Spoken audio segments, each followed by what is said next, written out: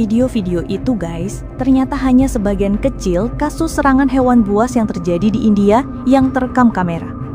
Data menyebutkan, pada tahun 2024, kasus serangan macan tutul di India sebesar 137 kasus, yang menyebabkan 15 orang kehilangan nyawa.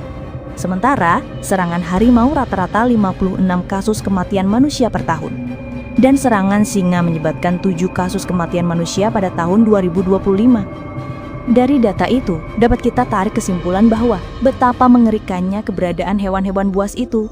Mereka bahkan dapat menjadi monster pencabut nyawa bagi para warganya sendiri. Lantas, bagaimana hal ini bisa terjadi? Yuk kita bahas.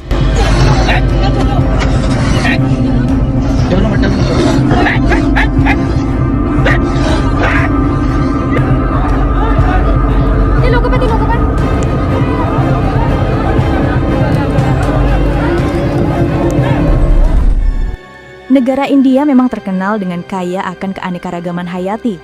Namun sayangnya, hal itu tidak selaras dengan perlindungan yang diberikan.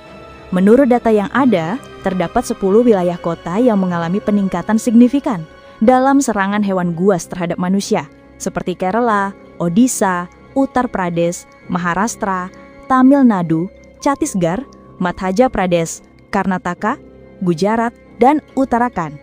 Pada wilayah-wilayah itu, kita disuguhkan pemandangan yang luar biasa.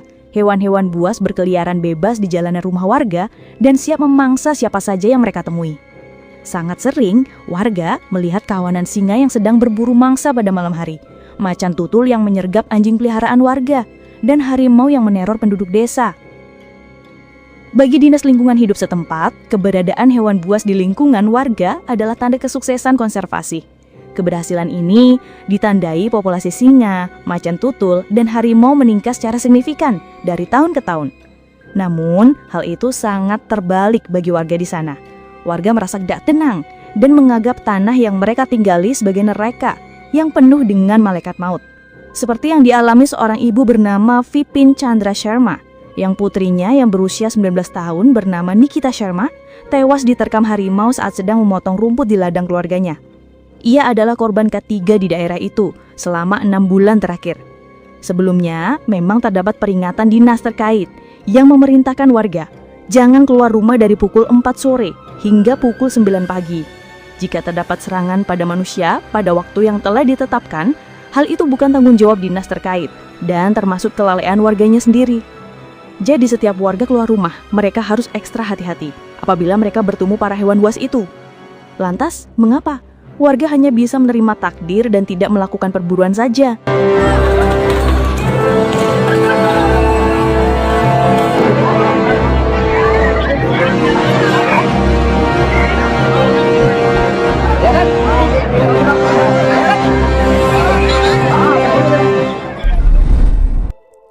Fakta menyebutkan, saat ini India sangat berhasil mengkonservasi hewan-hewan yang dianggap langka di dunia itu. Hal itu ternyata tak lepas dari peraturan yang selalu digembar-gemborkan pemerintah, yakni warga-warga yang berada di kawasan konservasi dan sekitarnya harus bisa hidup berdampingan dengan singa, harimau, dan macan tutul. Selain itu juga, warga dilarang keras untuk memburu dan membunuh hewan buas kesayangan negara itu. Hal ini sudah jelas tertulis dan diatur di dalam Undang-Undang Perlindungan Satwa Liar tahun 1972. Undang-undang ini menyediakan kerangka hukum yang komprehensif untuk melindungi spesies tumbuhan dan hewan di India. Singa Asia, macan tutul India, dan harimau India semuanya terdaftar dalam undang-undang tersebut yang memberikan tingkat perlindungan tertinggi. Hewan-hewan itu tidak dapat diburu kecuali dalam keadaan yang sangat spesifik dan darurat. Misalnya, jika hewan tersebut dianggap sebagai ancaman langsung terhadap kehidupan manusia. Namun itu pun harus menunggu dan memerlukan persetujuan pemerintah yang sangat ketat. Jika terdapat warga yang melanggar aturan ini, seperti perburuan dan perdagangan satwa, dikenakan hukuman berat, termasuk denda yang besar dan hukuman penjara yang sangat lama.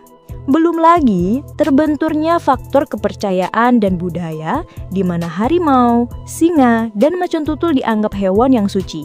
Harimau disembah di beberapa bagian India, baik sebagai dewa maupun sebagai kendaraan dewa.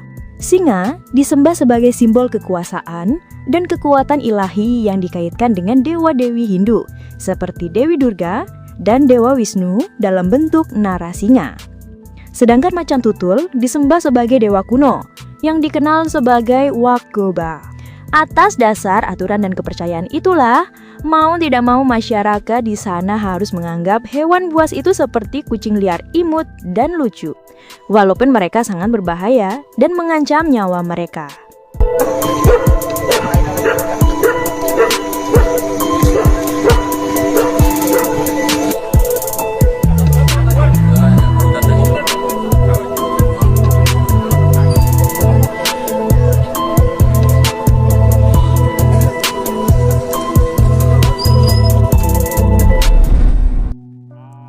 Walaupun pemerintah India seperti acuh terhadap keselamatan nyawa warganya, namun mereka tetap memberikan kompensasi akibat dari serangan hewan buas itu. Skema ini bertujuan untuk memberikan bantuan finansial segera kepada keluarga korban dan membantu mengurangi sentimen negatif masyarakat terhadap upaya konservasi satwa liar. Jumlah pasti kompensasi dapat bervariasi antar wilayah di India, karena kebijakan pengelolaan konflik manusia dan satwa liar diimplementasikan pada daerah masing-masing.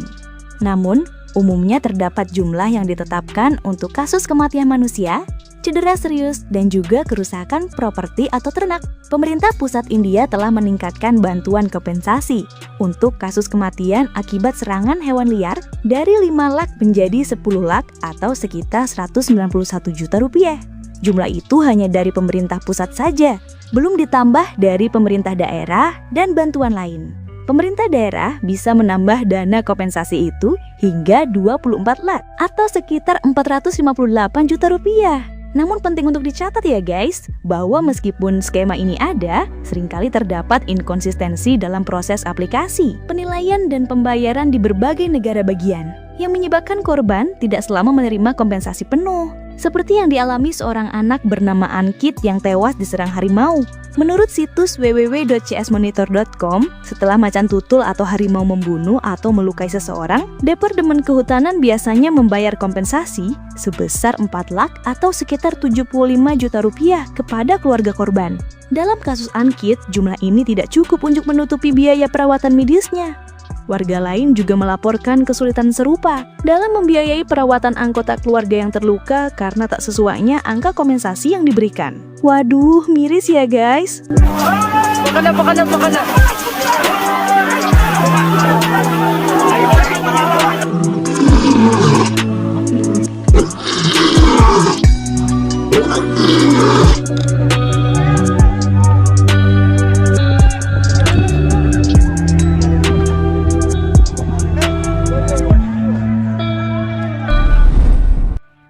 Jadi kesimpulannya guys, penyebab maraknya serangan harimau, singa, dan macan tutul adalah meningkatnya populasi dan tak ada perluasan wilayah konservasi. Belum ditambah lagi masalah urbanisasi dan pengundulan hutan, yang membuat hewan-hewan ini mulai memasuki pemukiman manusia untuk mencari makan. Belum lagi terbenturnya aturan undang-undang dan kepercayaan membuat warga India mau tidak mau tinggal di tanah kelahirannya, walau dihantui oleh teror hewan predator yang siap mengancam nyawa. Nah guys, dengan keadaan mencekam seperti itu, masih beranikah kalian hidup di India? Ketik komentarmu di bawah ya. Tonton terus channel Bang Miki apabila kalian menyukai informasi seputar hewan. See you next video.